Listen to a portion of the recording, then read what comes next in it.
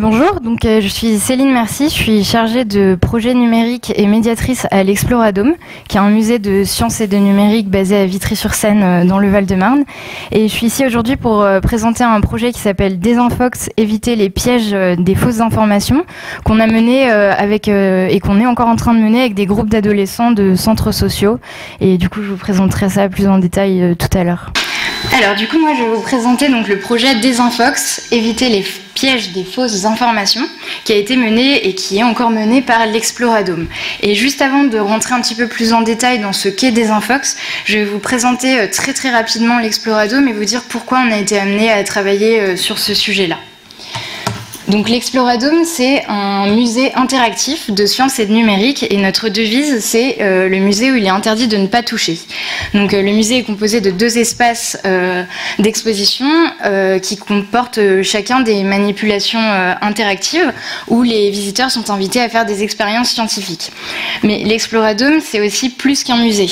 Donc on essaie d'être un musée mobile, c'est-à-dire qu'en fait on se déplace hors les murs, on va faire des interventions dans les classes, dans des parcs, dans des médiathèques, des bibliothèques, etc. On a un lien assez fort avec les enseignants qu'on va accompagner au long de l'année scolaire en leur proposant des projets, des micro-projets ou des ateliers spécifiquement adaptés au programme scolaire et à leurs attentes pédagogiques. On est un musée accessible et surtout on a un volet atelier et projet sciences et société.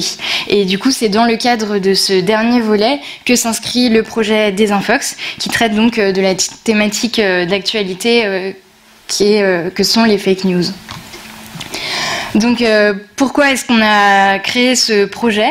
Donc on est parti du constat que la propagation des fake news aujourd'hui est de plus en plus rapide et présente, notamment avec le développement des réseaux sociaux, et qu'aujourd'hui n'importe qui peut produire du contenu et le diffuser et que ça peut devenir tout de suite viral très rapidement. Et en fait on s'est focalisé sur le public des jeunes, donc des adolescents de 11 à 15 ans. Donc on a remarqué que les jeunes sont très présents sur les réseaux sociaux, notamment Twitter et Snapchat,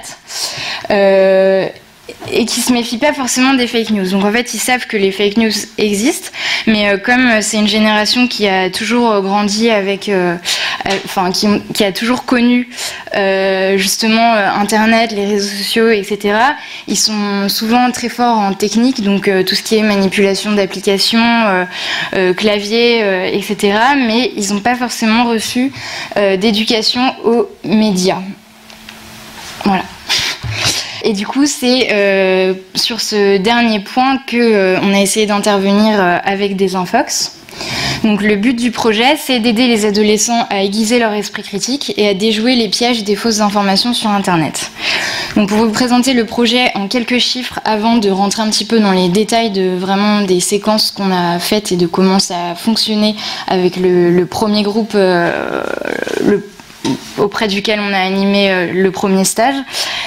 Donc Desinfox, en fait, ça prend la forme de 3 stages qui ont été organisés dans 3 centres sociaux du Val-de-Marne et qui ont été co-construits avec les directeurs des centres. Donc en tout cas, on a organisé un rendez-vous avec chacun de nos partenaires, donc des directeurs des centres sociaux, pour essayer d'adapter le projet à leurs problématiques spécifiques, donc en lien avec le quartier et le quotidien des jeunes. Chaque stage est composé de 5 séances de 3 heures, donc en tout c'est 15 heures par stage, et permet à 15 jeunes de 11 à 15 ans de bénéficier donc de ce stage. Et chaque stage aborde 3 grandes thématiques. Donc la première thématique qui en fait fait l'objet des 6 premières heures de stage, donc des 2 premières séances, c'est la recherche d'informations et d'outils méthodologiques.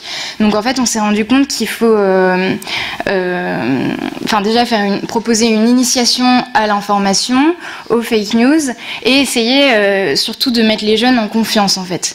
Comme c'est un stage assez long, donc de 15 heures, il faut vraiment que le médiateur mette les jeunes en confiance et ait toujours une approche bienveillante. et ne se présente pas justement, comme on en parlait un petit peu ce matin, comme la personne qui a le savoir, mais plutôt comme quelqu'un qui va dialoguer avec les jeunes et apporter des pistes et des informations, donc des outils pour réagir face aux fake news. Comme c'est un stage qui a lieu pendant les vacances scolaires, il faut que ce soit le plus ludique et interactif possible. Il ne faut pas leur rappeler l'école, sinon ils sont moins réceptifs. Et du coup, on a imaginé ça sous forme de mise en situation, de jeux, de défis, de discussions et de vidéos pour que les jeunes soient le plus acteurs possible tout au long du stage. La deuxième thématique, qui fait l'objet d'une séance complète de 3 heures, c'est l'ouverture professionnelle des jeunes par la rencontre avec un ou une expert de l'information. Donc pour le premier stage, on a fait appel à un journaliste de l'association Lumière sur l'info, qui est une association qui rassemble des journalistes professionnels qui sont engagés justement dans la lutte contre la désinformation. Et pour les prochains stages, normalement, on aura des journalistes jeunes de l'association Jet d'encre, donc qui ne sont pas encore des professionnels du journalisme, mais qui sont quand même des experts de l'information, parce que c'est leur passion, ils traitent ça au quotidien et ils sont très engagés. Et en plus, du coup, ils ont l'âge des jeunes du stage ou un peu plus vieux, et donc ça peut plus leur parler. Donc l'idée de cette deuxième thématique, c'est que le journaliste soit assez libre de ce qu'il veut faire au niveau de la séance, à condition qu'elle soit bien sûr ludique, et qu'il propose une ouverture professionnelle, donc de d'expliquer comment traiter justement l'information au quotidien, ce qu'a changé l'essor des fake news voilà. La troisième thématique, donc, et la dernière thématique qui correspond aux 6 dernières heures du stage et 2 dernières séances, c'est la mise en situation des jeunes, donc la mise en situation de ce qu'ils ont appris lors des 2 premières thématiques, via la production d'une désinfox. Donc à ce moment-là, en fait, on leur propose une thématique et on leur montre différentes fake news qui ont pu être véhiculées autour de cette thématique, et on leur demande de faire une recherche documentaire pour essayer de trouver des informations qui prouvent que les informations que nous on leur a montrées sont fausses. Donc ça leur montre comment faire, ils le découvrent d'ailleurs par eux-mêmes, mais comment trier les informations qu'ils vont pouvoir trouver sur Internet, comment sélectionner seulement celles qui proviennent de sources fiables. Et la production donc, de cette désinfox, elle prend la forme d'un montage vidéo. Donc au cours de ces 2 dernières séances, ils sont également formés au logiciel de montage vidéo iMovie, assez rapidement, juste les bases du logiciel, mais qui peuvent leur permettre du coup de réaliser un montage vidéo qui montre les résultats de leur recherche documentaire et comment ils y sont parvenus. Donc les compétences qu'on a travaillées pendant les stages, donc en lien avec vraiment la thématique des informations, c'est l'esprit critique et l'éducation aux médias. On fait en sorte que les jeunes essaient de s'affranchir du prêt-à-penser, qu'ils réfléchissent vraiment par eux-mêmes, notamment quant à leur pratique sur Internet.